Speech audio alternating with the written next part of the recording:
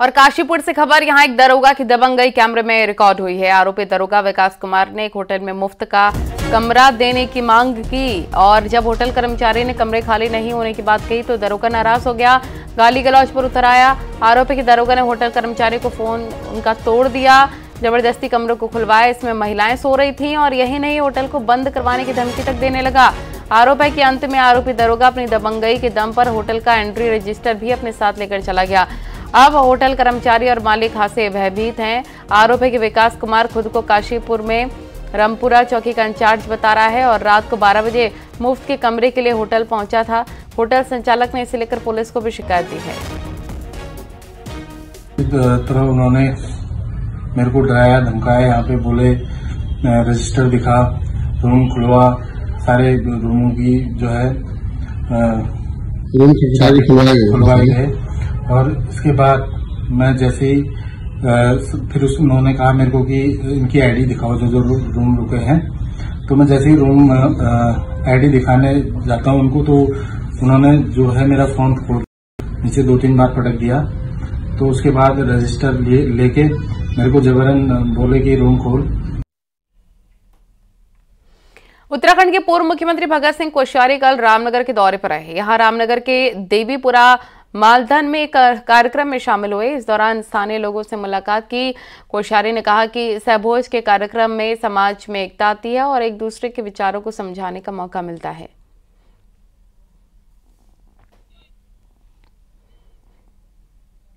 केदारनाथ यात्रा पर आने वाले श्रद्धालुओं के लिए इस बार यात्रा बेहद आकर्षक होगी। जिला प्रशासन रुद्रप्रयाग केदारनाथ यात्रा रूट और गौरीकुंड तक हर जगह पेंटिंग और मोटर पोलों को नया लुक देने में लगा हुआ है और ऐसा जिले में पहली बार किया जा रहा है। आपको बता दें, अभी जिला मुख्यालय में ये कार्य पूरा हो चुका है और अब यात्रा पड़ाव तिलवाड़ा, अगस्त्यमुनि, गुप्तकाशी, सोनप्रयाग और गौरीकुंड में पेंटिंग की जा रही है, यानी कि यात्रा रूट हर तरह से आकर्षक बनाया जा रहा है।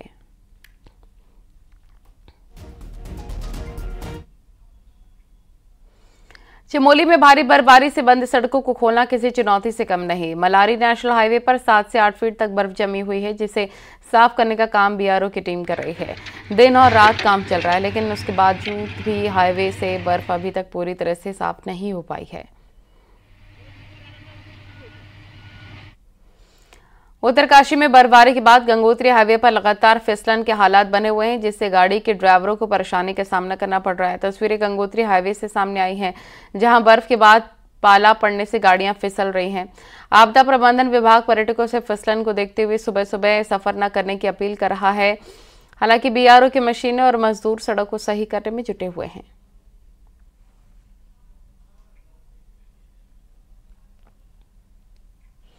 उत्तराखंड हाईकोर्ट ने राज्य के युवाओं को खेल से जोड़ने को कहा, लेकिन नैनीताल में पिछले 2 दशकों से जिला खेल संघ ही इन खिलाड़ियों से खेल रहा है। देखिए रिपोर्ट।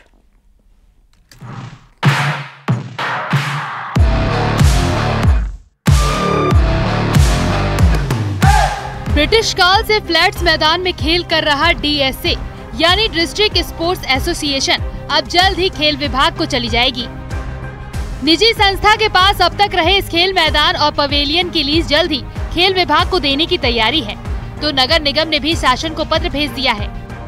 हालांकि साल 1963 में ही डीएसए की लीज खत्म हो चुकी थी, लेकिन उसके बाद भी डीएसए और नैनीताल जिमखाना के नियंत्रण में ही फ्लैट्स मैदान रहा था। लेकिन अब सौंदर्यीकरण के साथ सुविधाओं का भी विकास होगा। साथ ही डीएसए की जो लीज है वो खेल विभाग के नाम पर दिए जाने का एक प्रपोजल भी खेल विभाग के माध्यम से शासन से मंतव्य के लिए प्राप्त हुआ था। उसमें भी नगर पालिका द्वारा एक प्रस्ताव तैयार करके यहाँ से जनपद से उसको शासन स्तर पर भेज दिया गया है अनुमति के लिए। दरअसल 1934 में फ्लैट्स मैदान को 30 सालों की लीज पर निजी संस्था को दिया गया था, लेकिन बाद में इसका रिन्यूअल ही नहीं हुआ और डीएसए की देखरेख में ही इस मैदान ने कई खिलाड़ी भी देश को दिए थे। लेकिन डीएसए की मान्यता नहीं होने से खिलाड़ियों के करियर पर भी प्रभाव पड़ रहा था, तो इन दशकों में निजी संस्था को सरकार से फंड भी मिलता रहा। वहीं मैदान के अब खेल विभाग को जाने से खेल प्रेमी भी खुश हैं और साथ ही न्यूज 18 द्वारा इस मुद्दे को उठाए जाने का आभार भी जताया। प्रकार न्यूज़ 18 ने भी इस खबर को प्रमुखता से उठाया था कि शहर के एकमात्र मैदान में खेल सुविधाओं का विकास होना चाहिए और जिला प्रशासन ने इस पर पैरवी की है और ताकि खिलाड़ियों को और प्रतिभा को निखारा जा सके उसके लिए खेल विभाग से उन्होंने कहा है कि वो यहाँ पर प्रशिक्षण की व्यवस्था करें और सुविधाओं की व्यवस्था करें और बहुत अच्छा प्रयास है। नैनीताल का ये खेल मैदान ऐतिहासिक जरूर है, लेकिन आज अपने अस्तित्व की जंग लड़ रहा है। लेकिन अगर खेल विभाग को ये मैदान दे दिया गया तो राज्य और देश स्तर पर यहाँ के खिलाड़ी दम दिखा सकेंगे। न्यूज़ 18 के लिए नैनीताल से वीरेंद्र बिष्ट की रिपोर्ट। और नैनीताल के रंगकर्मी जहूर आलम को 2024 का संगीत नाट्य अकादमी पुरस्कार मिला है। दिल्ली में राष्ट्रपति की ओर से जहूर आलम को ये पुरस्कार दिया गया। जहूर आलम 50 सालों से पहाड़ के रंगमंच से लेकर परंपरा संस्कृति पर काम कर रहे हैं और 100 से ज्यादा नाटकों को बड़े स्तर पर मंचन किया है, जबकि 20 नाटकों के निर्देशन भी किए।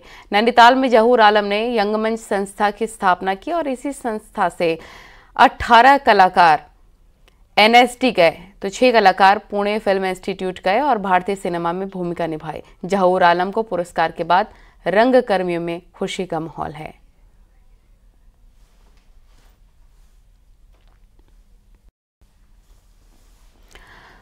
और यहां वक्त हो गया छोटे से ब्रेक का, लेकिन ब्रेक पर जाने से पहले आपको दिखाते हैं पहाड़ की 10 बड़ी खबरें रफ्तार अंदाज में।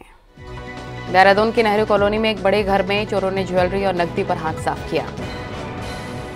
बागेश्वर में एक कोचिंग संचालक पर सरकारी नौकरी दिलवाने के नाम पर ठगी का आरोप। विकासनगर के भानवाला में रातों रात दर्जनों हरे पेड़ अवैध रूप से काट दिए गए। लोकसभा चुनाव से पहले देहरादून पुलिस ने फ्लैग मार्च किया। पुलिस के साथ पैरामिलिट्री फोर्स भी तैनात रही। बागेश्वर में वन विभाग ने वनाग्नि सुरक्षा समिति की बैठक आयोजित की। रुड़की के जीवनदीप आश्रम में 10 से 17 मार्च तक पंचकुंडलीय महारुद्रमय का आयोजन होगा। तलाक के दौरान बच्चों की परवरिश पर उत्तराखंड हाईकोर्ट ने लोअर कोर्ट को निर्देश दिए हैं कि मामले में भारतीय न्याय आयोग की गाइडलाइन का पालन करें।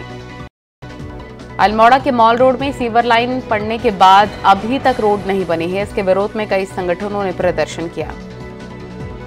अल्मोड़ा के दुग्ध संघ के नए बोर्ड बनने के बाद पहली मीटिंग। इसमें दुग्ध उत्पादों की आय बढ़ाने के लिए जल्दी ही दूध के रेट बढ़ाए जाने की संभावना। बागेश्वर के कपकोट महाविद्यालय में वार्षिक खेलकूद प्रतियोगिता शुरू हो गई। प्रिंसिपल ने हरी झंडी दिखाकर 800 मीटर दौड़ के प्रतियोगिता का आगाज किया।